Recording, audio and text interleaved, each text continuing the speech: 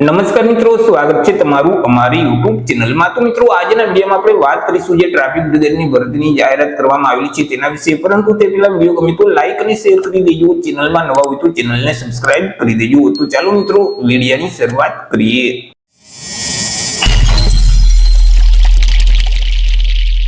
તો મિત્રો, આજે ભરતીનું નોટિફિકેશન છે તે અમદાવાદ ટ્રાફિક ટ્રસ્ટ દ્વારા બહાર પાડવામાં આવેલું છે। અમદાવાદ ટ્રાફિક ટ્રસ્ટ દ્વારા જે ટ્રાફિક બ્રિગેડની જગ્યાઓ ખાલી છે તો તે જગ્યાઓ ભરવા માટે લાયકાત ધરાવતા ઉમેદવાર પાસેથી અરજી ફોર્મ મંગાવવામાં આવેલા છે। તો સૌથી પહેલા વાત કરી લઈએ આપણે જગ્યા વિશે કે કુલ કેટલી જગ્યા છે। તો કે કુલ 650 જેટલી જગ્યા પર આ ભરતી જાહેર કરવામાં આવેલી છે। હવે આ જે 650 જગ્યા છે તેમાંથી 214 જગ્યા છે તે મહિલા ઉમેદવાર માટે રહેશે, જ્યારે 436 જગ્યા છે તે પુરુષ ઉમેદવાર માટે રહેશે। અહીં મિત્રો અરજી છે તે તમારે ઓફલાઈન કરવાની રહેશે અને અહીં જે 650 જગ્યા છે તેમાં મિત્રો વધઘટ થઈ શકે છે। વાત કરીએ મિત્રો પગાર વિશે કે પગાર કેટલો ઉમેદવારને આપવામાં આવશે, તો અહીં જે ટ્રાફિક બ્રિગેડની ભરતી છે તે મિત્રો એક માનદ સેવા છે, તે સરકારી કે અર્ધ સરકારી નોકરી નથી, જેથી કરી માનદ સેવક અથવા તો સેવિકા સંપૂર્ણ તાલીમ મેળવશે ત્યાર પછી તે ફરજ પર હાજર થશે, એટલે પ્રતિદિન ₹300 લેખે માનદ વેતન છે તે આપવામાં આવશે, એટલે કે પગાર આપવામાં આવશે। વાત કરી લઈએ એજ લિમિટ એટલે કે વય મર્યાદા વિશે। ઉમેદવારની ઉંમર કેટલી હોવી જોઈએ, તો કે મિત્રો અહીં ઉમેદવારની ઉંમર છે તે ઓછામાં ઓછી 18 વર્ષ અને વધુમાં વધુ 40 વર્ષની હોવી જોઈએ। એજ્યુકેશન ક્વોલિફિકેશન એટલે કે શૈક્ષણિક લાયકાત વિશે વાત કરીએ તો ઉમેદવારની જે શૈક્ષણિક લાયકાત છે તે ઉમેદવારોએ ધોરણ 9 ની પરીક્ષા પાસ કરેલું જોઈએ। ધોરણ 9 કે તેના કરતા વધુ શૈક્ષણિક લાયકાત ધરાવતા ઉમેદવાર આ ભરતીમાં અરજી ફોર્મ ભરી શકશે। મિત્રો અહીં જે અનુભવી હશે, મજબૂત બાંધો, વધુ ઊંચાઈ તેમજ અન્ય લાયકાત ધરાવતા જે ઉમેદવારો છે તેઓને પ્રાધાન્ય આપવામાં આવશે।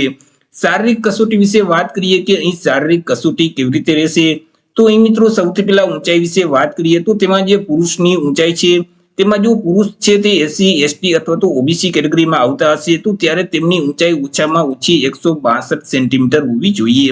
પરંતુ જો સામાન્ય વર્ગના જે પુરુષ ઉમેદવાર છે તો તેમની જે ઊંચાઈ છે તે ઓછામાં ઓછી 165 સેન્ટીમીટર હોવી જોઈએ। તમામ પુરુષ ઉમેદવારનું જે વજન છે તે ઓછામાં ઓછું 55 કિલોગ્રામ હોવું જોઈએ અને તમામ પુરુષ ઉમેદવારોએ એક દોડ છે તે કરવાની રહેશે। 800 મીટરની દોડ છે તે કરવાની રહેશે અને આ દોડ છે તે 4 મિનિટની અંદર પૂરી કરવાની રહેશે। મહિલા ઉમેદવાર વિશે વાત કરીએ તો મહિલા ઉમેદવારની જે ઊંચાઈ છે તેમાં મિત્રો SC ST અને OBC કેટેગરીની મહિલા ઉમેદવાર છે તો તેમની ઊંચાઈ ઓછામાં ઓછી 150 સેન્ટીમીટર હોવી જોઈએ। તે સિવાય બાકી જે સામાન્ય વર્ગ અને EWS વર્ગની જે મહિલા ઉમેદવાર છે તો તેમની જે ઊંચાઈ છે તે ઓછામાં ઓછી 155 સેન્ટીમીટર હોવી જોઈએ। તમામ મહિલા ઉમેદવારનું વજન છે તે ઓછામાં ઓછું 45 કિલોગ્રામ હોવું જોઈએ અને તમામ મહિલા ઉમેદવારોએ 400 મીટરની દોડ છે તે કરવાની રહેશે અને આ જે દોડ છે તે 3 મિનિટની અંદર પૂરી કરવાની રહેશે। અન્ય શરતો વિશે વાત કરીએ તો મિત્રો અહીં જે શારીરિક કસોટીમાં પાસ થયેલ જે ઉમેદવાર છે તો તેમનું એક મૌખિક ઇન્ટરવ્યુ લેવામાં આવશે અને તેના આધારે એક મેરિટ લિસ્ટ તૈયાર કરવામાં આવશે અને મેરિટના આધારે વિદ્યાર્થીનું સિલેક્શન કરવામાં આવશે। પરંતુ જો શારીરિક કસોટીમાં વધારે ઉમેદવાર પાસ થશે તો તેવા સંજોગોમાં એક લેખિત પરીક્ષા પણ લેવામાં આવશે અને તેના આધારે ઉમેદવારની પસંદગી કરવામાં આવશે।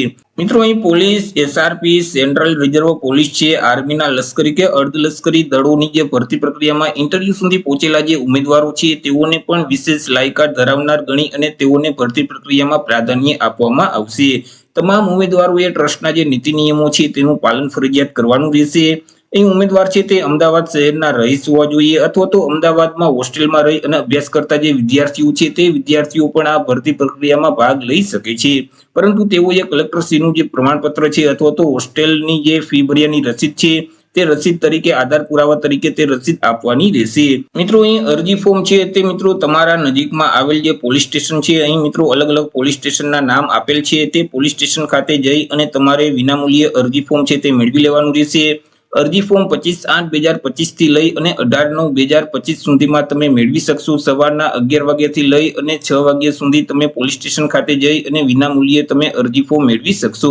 અરજી ફોર્મ મેળવી તેમાં તમામ માહિતી ભરી અને 25/8/2025 થી લઈ અને 20/9/2025 સુધીમાં સવારના 11 થી સાંજના 6 વાગ્યા સુધીમાં PRO રૂમ, જૂની પોલીસ કમિશનરની કચેરી, શાહીબાગ, અમદાવાદ શહેર ખાતે તમારે અરજી ફોર્મ જમા કરાવી દેવાનું રહેશે। મિત્રો તમે ઓનલાઈન ફોર્મ પણ ડાઉનલોડ કરી શકશો। અહીં એક વેબસાઇટ આપવામાં આવેલી છે, તે વેબસાઇટ ઉપરથી અરજી ફોર્મ ડાઉનલોડ કરી શકશો। તે ફોર્મની પ્રિન્ટ કાઢી તેમાં તમામ વ્યવસ્થિત વિગત ભરી અને તેની સાથે તમામ લાયકાતના આધાર પુરાવા જોડી અને મિત્રો અહીં તમે જે સ્થળનું નામ આપવામાં આવેલું છે તે સ્થળે ખાતે 20/9/2025 સુધીમાં અરજી ફોર્મ જમા કરાવી શકશો.